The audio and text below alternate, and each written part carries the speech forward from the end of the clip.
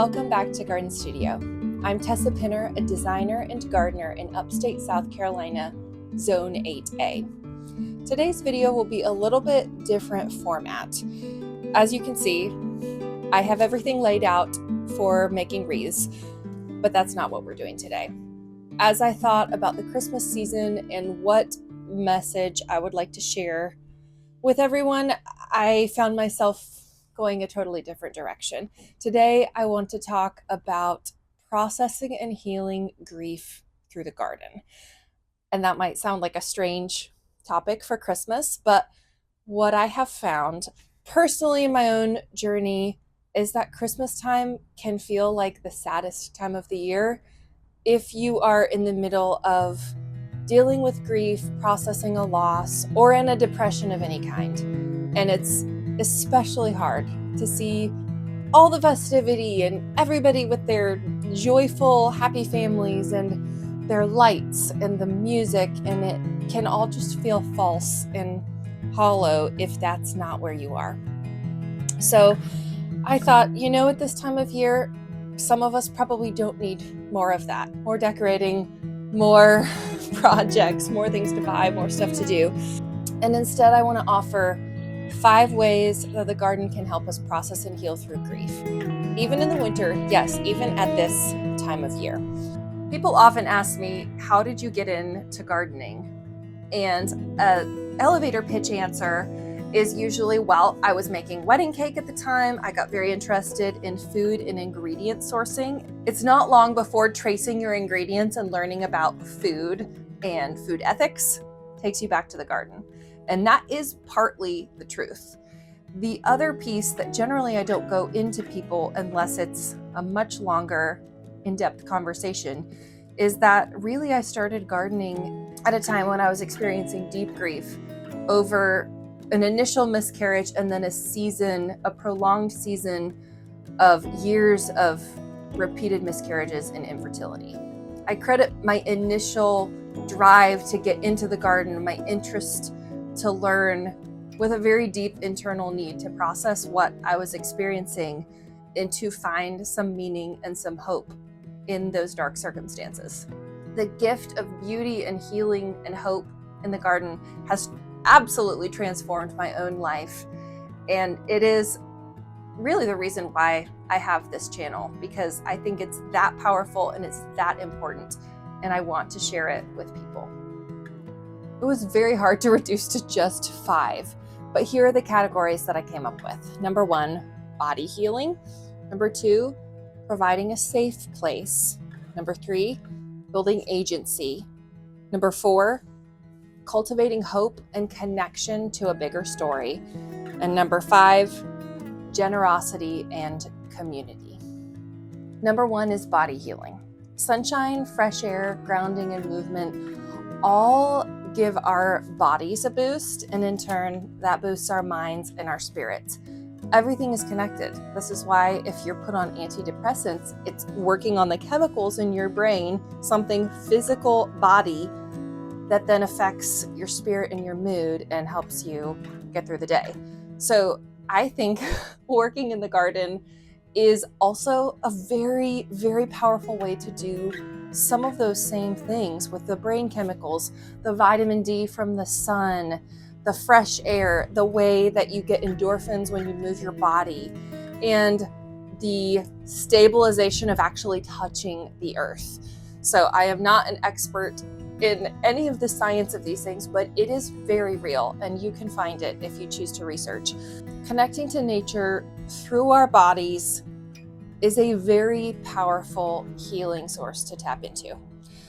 Number 2, the garden provides us a safe place. And what I mean by this is we can be alone in the garden without actually truly being alone.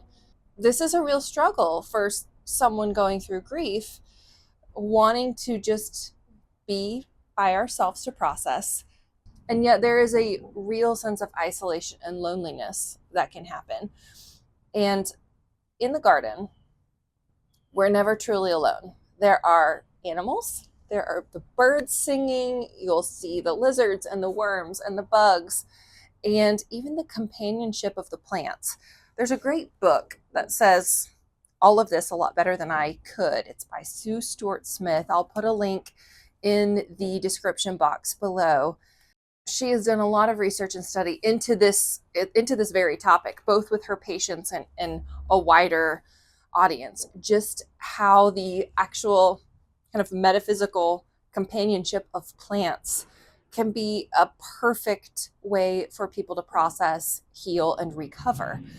Because plants don't judge us. They are alive, they are responsive, but they have none of the judgment or emotional needs of, say, a friend that you're talking to. Or she makes the point, even a pet, even a dog, has some kind of emotion that they're bringing to the table. And for someone in deep grief, a plant has a living quality, but without that emotional need. You can cut back a plant. It doesn't yell at you. You can accidentally kill a plant. You can decide that you don't like one anymore and put it somewhere else or get rid of it. None of these things in a garden setting require an explanation or have judgment attached to any kind. And for someone going through grief, that can be really helpful. An extension of this train of thought is that grief tends to turn us inward, and it can get us stuck in our own heads, thinking about our own sadness, our own problems. And it can be very helpful to have a practice of caring for something or someone else.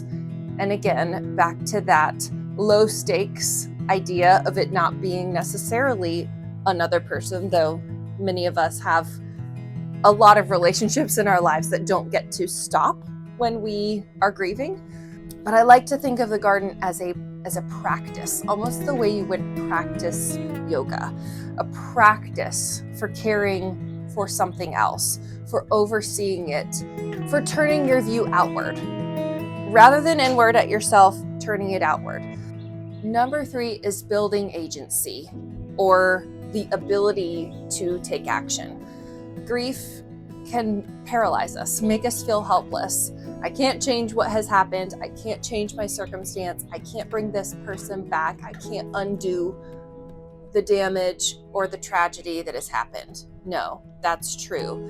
And it's very easy to get stuck there. And I found in my own journey with grief, agency is almost like a muscle that has to be built. There are things we can do. There is a way of remembrance that can bring meaning and feel beautiful. The best example of this from my own experience is planting trees, specifically commemorative trees. I have done this quite a few times, and it doesn't have to be a tree. It can be another kind of plant. I think the key here would be something that is going to last a long time and hopefully outlive you even. This sense of legacy and longevity and watching something grow. Back in 2015, I had an ectopic pregnancy. My very first pregnancy ever ended in an emergency surgery to save my life and ended up leaving me kind of shell-shocked from that whole experience. Of course, my body healed, but then it took me a long time to process just what had happened and the grief of the life that I had lost. And when Mother's Day rolled around the following spring, my husband asked me, "Do you want flowers? You are a mother. What can I do for you?" And I said, "No, I don't want flowers because flowers are in the process of dying and I don't want to watch them die. Can we go get a plant instead?" And so we drove to Home Depot. We walked around and I said, "How about this Confederate jasmine?" And I knew nothing about plants. This was 9 years ago. I knew nothing about plants at the time. I had not yet fallen in love with gardening. So I brought this Confederate jasmine plant home and I planted it in the shade. And it languished. And eventually I looked at it and thought, I don't think I'm giving this plant what it needs. Maybe I had better research and learn a little bit so that my commemorative Mother's Day plant actually has a chance to thrive. And I learned, big problem, these need sun. So I moved it to the sun and it has been with us ever since. It is thriving. It is gorgeous. That first jasmine started a pattern. of commemorative planting for something I had lost. The next 5 years were marked by repeated miscarriage and infertility, and frankly, I stopped keeping track. I couldn't plant something for each time it happened because I was just in a long season of loss. 4 years into that, I decided I'd plant a tree for all of them. So that was my first grief tree. And it was a blood good Japanese maple. I planted it right outside my office window, very small, almost as a twig, just with the idea, I'm going to get to watch this grow and I will get to see it mature and grow up. It can be a living reminder of these babies that I've lost. 6 years later, that tree has grown a lot. It is much taller than me now. It is a beautiful spectacle every fall, and it gives me a lot of joy every time I see it. My eldest sister died of a brain tumor in 2020, and someone donated a beautiful white oak tree to my parents, and they put it on a corner of their property where it can be seen a long way in both directions. And there's a boulder with a plaque on it with her name. And that will be a legacy tree that will outlive all of us, hopefully by hundreds of years. And we make a trip to go visit the tree every time we go to their property. And that's a very meaningful ritual. Of course, we can't visit her, but we can visit her tree. And we can watch it grow, watch it change with the seasons.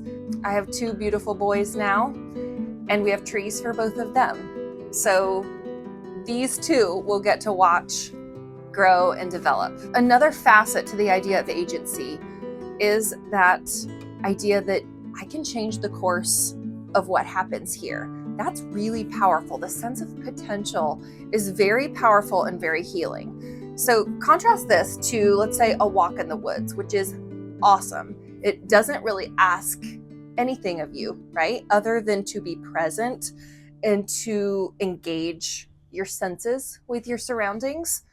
And that is wonderful and also very healing. I think the difference between that, which is just going to kind of participate more passively and view nature, versus having your hands in the dirt, changing the course of what happens here. You know what? Now I want this bed to be something different. Ooh, what if I swapped this out for this? Or what if next year, instead of planting this kind of annual crop, I did this instead? That's something we don't get to do at a national park or a state forest. That kind of interaction is something that's unique to someone's own personal garden space. Was it Audrey Hepburn that said that gardeners are most hopeful people? Planting a garden today is the most hopeful thing you can do for tomorrow. Something like that. One of those things they would stitch on a pillow at a gift shop or put on a card. But I think it's really true. And that brings me to the next point. Number 4, cultivating hope and connecting to a bigger story. Because the truth is, anything we plant today is not what it will be in the future. We always plant for 3 months from now, or a year from now, or 10 or 20 years from now. Building that capacity to look forward to the future and hope is something that is very helpful. This is true on a micro level, let's say with sowing seeds. There's a universal truth there of something that looks like it's dead. We put it in the ground, we give it the environment that it needs, and we take care of it, and then we hope and we wait. And in time, guess what happens? New life comes from that thing that looks like it was dead. On a macro scale, we have the seasons. I think one thing that can be so discouraging about carrying grief at Christmas time is, if you're in a zone at all similar to mine where we have winter at this time of year, then everything's looking like it's dying. It's all going dormant. There's just not as much vibrancy and life visible. But here's where we have to engage our hope and our creativity. There is a cycle of life and death. Embracing the seasonality of things looking different at different times of the year, looking different at different times in our lives, They will not all be characterized by the same level of joy and abundance. Some of them will be characterized by grief and loss, great disappointment or hardship, trial, suffering. But we also know that doesn't last forever. And that's what tapping into those truths of the seasons can remind us of. Winter does not last forever. Spring is coming. There will be the new green pushing up through the soil. There will be the shoots on the seedlings in the seed tray that you've sown or that you've sown out in the garden beds. Look, there's new life coming. That sense of renewed joy and hope with the cycle of the seasons can mirror what's also happening in our own lives. This passage from Ecclesiastes 3 is very well known, but is so beautiful in spelling all of this out. I'm just going to read it. For everything there is a season, and a time for every matter under heaven, a time to be born and a time to die, a time to plant and a time to pluck up what is planted, a time to kill and a time to heal, a time to break down and a time to build up, a time to weep and a time to laugh, a time to mourn and a time to dance, a time to cast away stones and a time to gather stones together, a time to embrace and a time to refrain from embracing, a time to seek and a time to lose, a time to keep and a time to cast away, a time to tear and a time to sow, a time to keep silence and a time to speak, a time to love and a time to hate, a time for war and a time for peace. What gain has the worker from his toil? I've seen the business that God has given to the children of man to be busy with. He has made everything beautiful in its time. Also, he has put eternity into man's heart, yet so that he cannot find out what God has done from beginning to end. I perceive that there is nothing better for them to be joyful and to do good as long as they live. Also, that everyone should eat and drink and take pleasure in all his toil, including the garden. This is God's gift to man. This brings me to my final point, generosity and community, or the fulfillment of joy in sharing. And I almost didn't put this one on here, but I thought, this is actually the end result of the healing process. We don't start with generosity and community. We don't start with joy. But when we have taken those other steps and we have healed to a point, there is always something that we can share from our experience, from our gardens. I have found that gardeners are very generous people. They always want to share, here's what worked for me, here's my advice, here's the plant, I've divided it, I have extra of this, ooh, I sowed some extra seeds, do you need some seedlings? I don't have room for all of these. There's always this kind of interplay of sharing that happens between gardeners. So that's one little piece. But in a bigger sense, a thing that brings me a lot of joy is to invite people into the garden and to share the beauty cultivated there with them. That can mirror sharing our stories with people, knowing that we're not alone in our losses, we're not alone in our griefs. There's nothing that happens to us that, if not perfectly mirrored in someone else's story, there are commonalities. The experiences of loss and joy that we go through make us more human. And I think they should spur us to connect with other people, to share, to support each other, to laugh with each other, to cry with each other. And to me, the garden is almost a stage for that. We have people over all the time, every season, whether it's really hot, whether it's really cold, and often we try to be outside as much as we can, partly because we don't have a really large house, and partly because I think being outside, being in the garden, being in nature is a wonderful venue for connection. It makes us feel alive in a little bit of a different way. Yes, maybe we're cold. Yes, maybe we're a little bit hot. Somebody gets bitten by a bug. Part of being alive and making new memories to add to the old ones. So to review, 5 ways the garden helps us process and heal from grief. Body healing, that's our sunshine and fresh air. Number 2, providing a safe place to work through the emotions and to get outside of ourselves. Number 3, building agency in the sense that we can affect the present and the future. Number 4, cultivating hope and connecting to a bigger story. Number 5, generosity and community. I hope these practical ideas just can encourage you to get outside and to get your hands in the dirt. I hope you all have a wonderful week in your own gardens. Happy gardening.